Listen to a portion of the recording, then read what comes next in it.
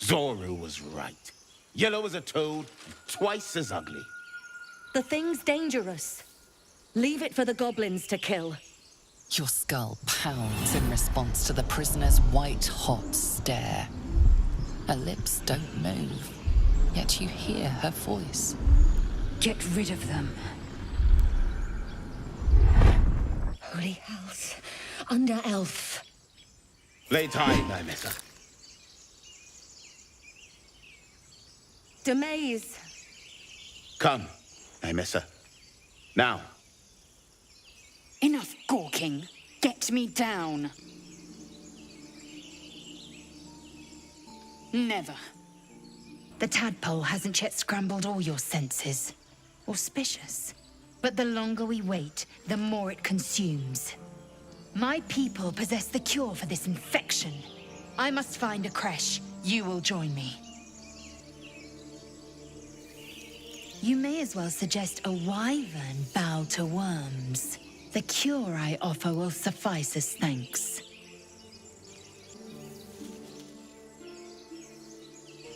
It is many things. A hatchery, a training grounds, a shelter. Githyanki protocol is clear. When infected with a Gaith tadpole, we must report to Augustil for purification.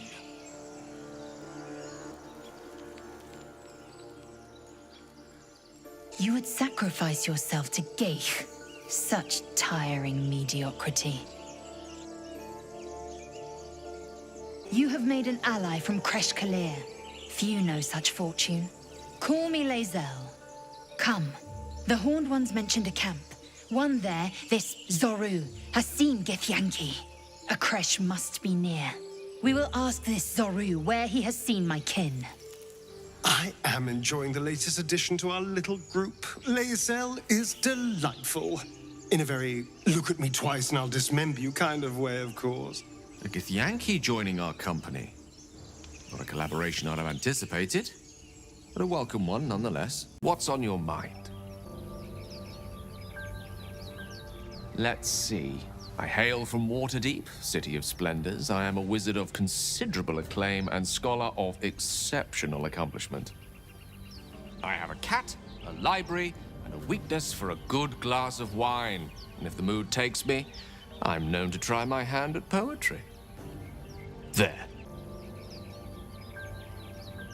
Didn't that paint enough of a picture? Certainly. That I have a great respect for privacy, for instance, especially my own. Memory loss isn't usually a symptom of xeromorphosis. If it is, they've forgotten to write it down in any text I've read on the subject. Then again, our case isn't exactly usual. Perhaps whatever's causing our tadpoles to remain in stasis has also affected your mind. If xeromorphosis takes place, all trace of your former self will be subsumed into the Mind Flayer's hive. So, to still be here, if a mite forgetful, still a win in my book.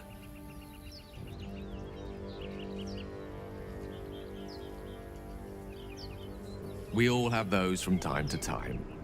I once wished a most impure demise on a colleague of mine who bought the last remaining copy of Etheril's Enchiridion of Enchanting Easements. It's a first edition, too. As regards to your own morbid little fantasies, I'm sure they're nothing to worry about. So long as they remain fantasies. You have a manner of irresistible desperation about you. I like it. Oh, what's to tell? I'm a magistrate back in the city. It's all rather tedious. Chatter already, Tusky. I expect I am your first. I suppose I am as alien to you as you are to me. I know of your kind, but I do not often encounter them. That large, fleshy nose of yours looks like a mistake. It was an observation, not a compliment. No matter. I do not intend to stay long in this place. I understand much beyond your comprehension. More to the point, I know the cure for our condition. It is imperative we locate a creche. You do well to observe more and question less.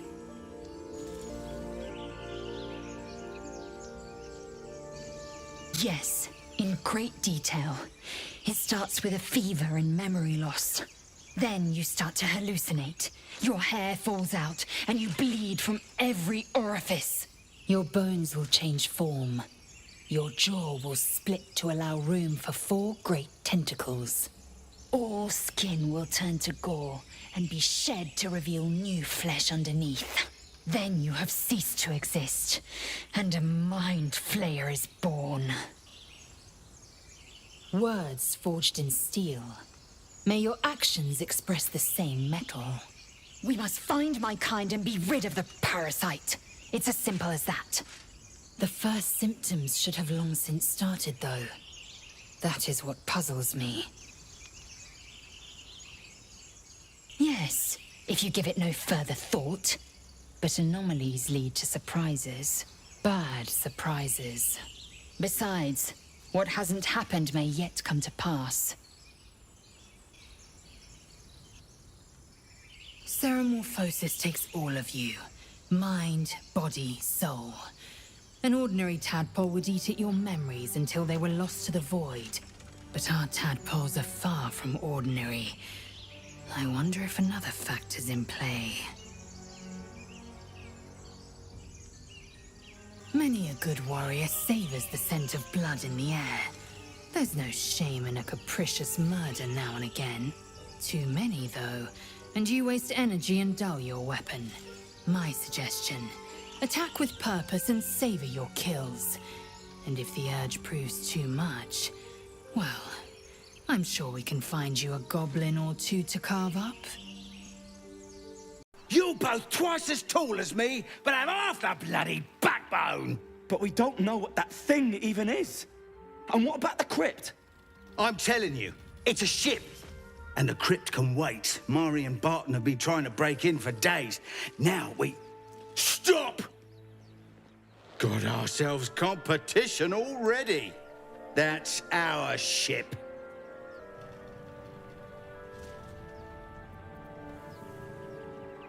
Well, in that case, come on you lot. No point in getting killed.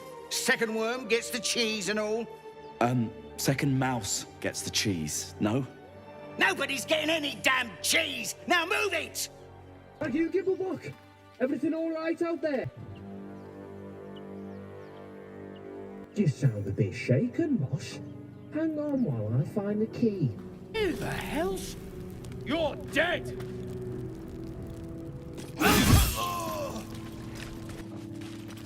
Such oppressive silence.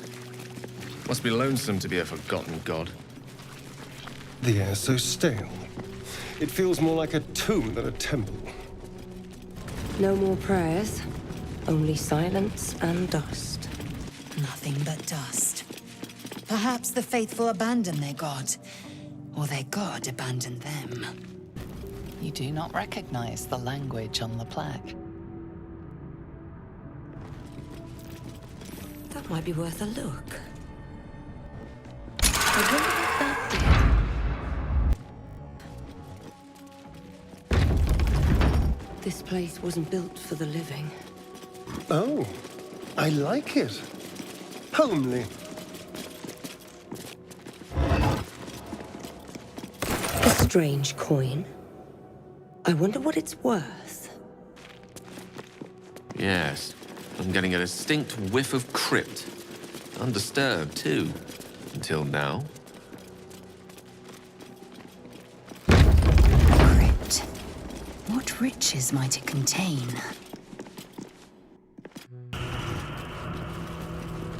Scribes with swords. So much for the quill being mightier. I wonder what was so subversive about their words that they commanded protection. The bones are intact. Would not scavengers have disturbed them? A chained-up book in a long-abandoned temple. Ooh, temptation, old friend. We meet again. A chained book. Oh, that's just begging to be read. Locked. As if that were enough to keep me out. Forbidden knowledge, without a doubt. This book is far lighter than it should be with such a massive lock.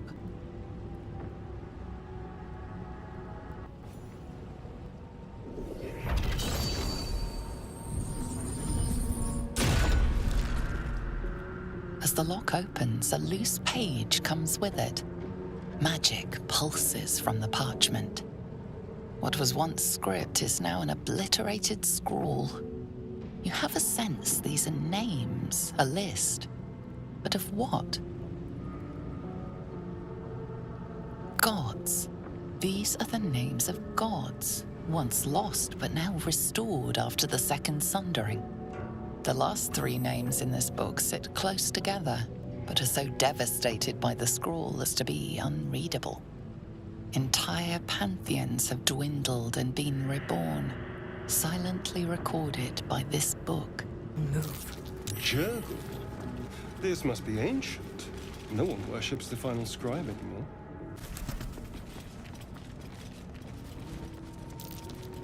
That's curious.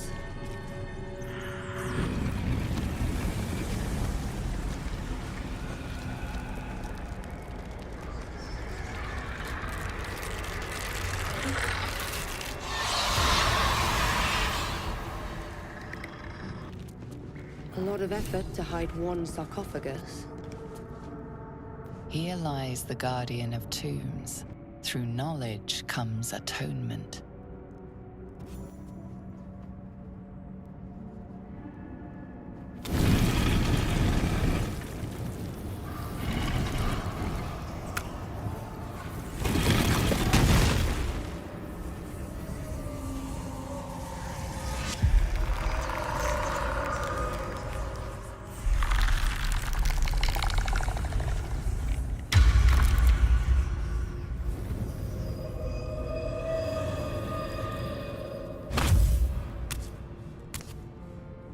So he has spoken, and so thou standest before me.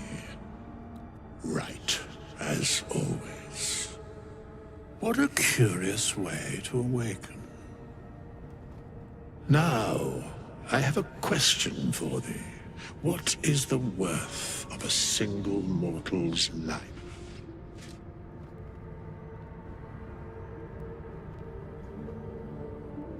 Curiosity. Nothing more. Wilt thou answer my question?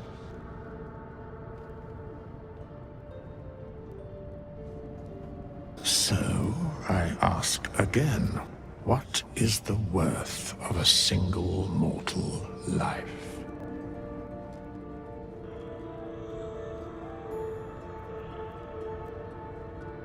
And thus, balance is achieved. If all are at war, none can win. Very well. I am satisfied.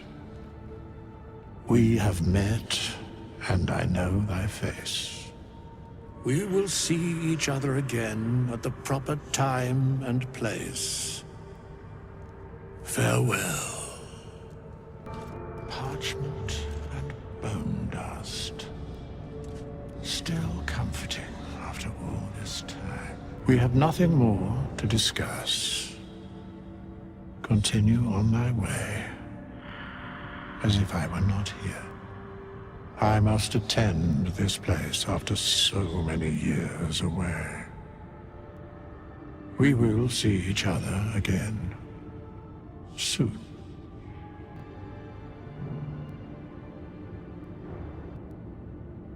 The mechanics of fate would be difficult to explain to one such as thyself.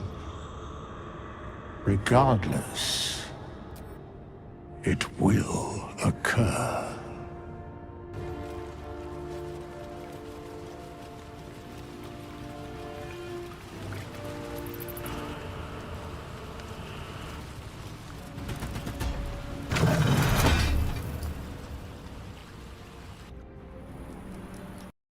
Chahi, Come closer.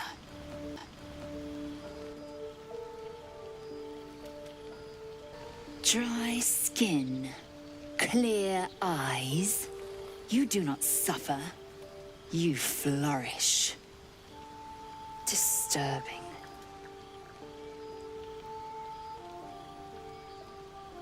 Abominations grow inside us. Our bones should ache. Our mouths should bleed. Yet we thrive. It is madness. Keep your rest short. Time is not our ally. So, not a tentacle to be seen? Yet. Of course, first sign of change, and I'll have to stop that pretty little heart of yours. I am open to suggestions. Knives, poison, strangulation, whatever you'd prefer.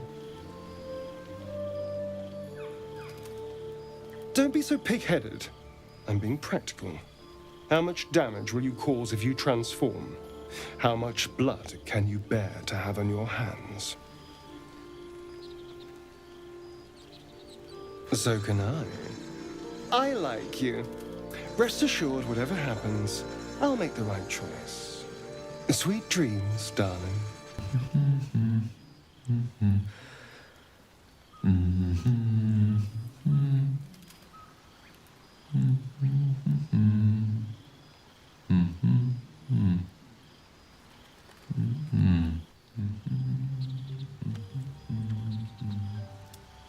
Be with you in a moment.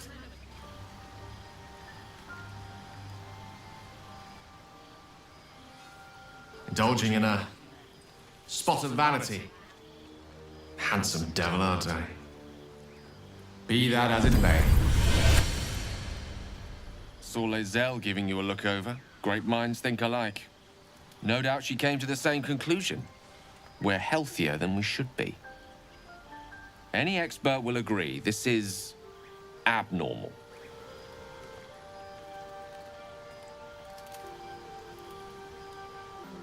That, alas, is where my knowledge fails me. A rogue might call it luck, a priest might call it fate. As for myself, I'm a pragmatic. I see the silence before the storm. Something to sleep on. We should get some rest. We meet again, as predicted. I shall be here in thy camp for whenever thou hast need of my services.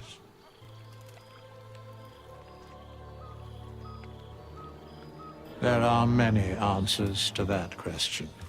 None are important. Correct. No. Beyond mortal realms, there doth exist an amalgamation of spirits akin to thine own, ensnared by the treacherous cult of the Absolute, felled in its name. They bear great discontentment with their destiny. For a mere pittance of coin, I might summon the worthiest among them to lend aid to thy undertaking. Most willingly, forsooth. Their passions doth run deep for what hath been wrought upon them.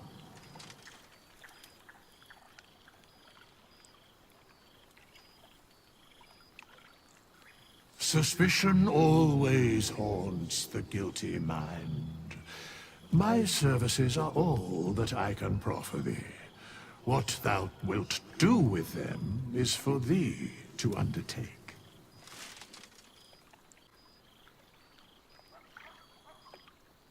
Should thou or any of thy compatriots perish, I will cleave soul to body once more. Because it is my calling. There is little else to explain.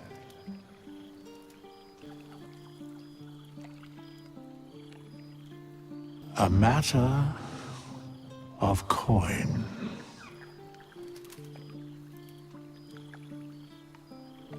Then I shall wait here patiently until it is acquired.